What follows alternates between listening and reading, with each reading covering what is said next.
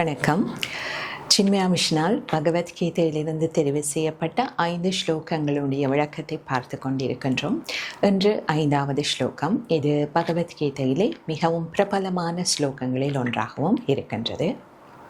சர்வதர்மான் பரித்யஜ்ய மாம் ஏகம் சரணம் வ்ரஜ அகம் த்வா சர்வ பாபேப்யஹ மோக்ஷயிஷ்யாமி மா சுச்சஹ.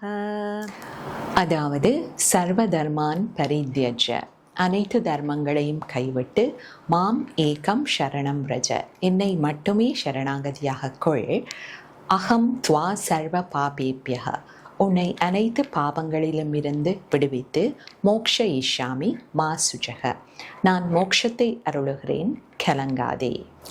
பக்தி யோகத்தின் அடிப்படையில் இந்த ஸ்லோகத்துக்கு நாம் பொருள் கொள்ளும்போது, பூரணமாக சரணாகதி அடைகின்ற பக்தனை எல்லா விதமான பாபங்களிலும் இருந்தும் விடுவித்து இறைவன் மோட்சத்தை அருளுகின்றார். நமது நாயன்மார்கள், ஆழ்வார்கள், கோபிகைகள் இவர்களுடைய வரலாறுகள் இதற்கு சான்றாக அமைகின்றது.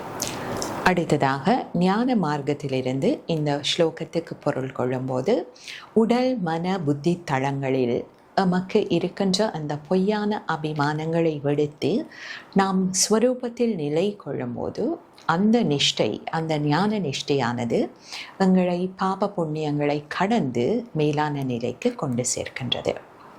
இறுதியாக கர்மயோகத்தின் அடிப்படையில் இந்த ஸ்லோகத்தை நாம் பொருள் கொள்ளும்போது, சர்வ தர்மான் பரித்யஜ, அதாவது செயல்களை செய்யும்போது சோம்பேறித்தனத்தை நீக்கி, தவிர்க்க வேண்டிய செயல்களை நீக்கி, ஆசை வயப்பட்டு செய்கின்ற செயல்களை நீக்கி, செயல்களை ஈஸ்வர அர்ப்பிதமாக நாங்கள் செய்து வரும்போது அது நமக்கு மன தூய்மையை அழித்து பாபங்களை நீக்கி மேலான மோட்சத்தை அழிக்கின்றது. அதன் பின் நாம் கலங்குவதற்கு இடம் இருக்காது. நன்றி.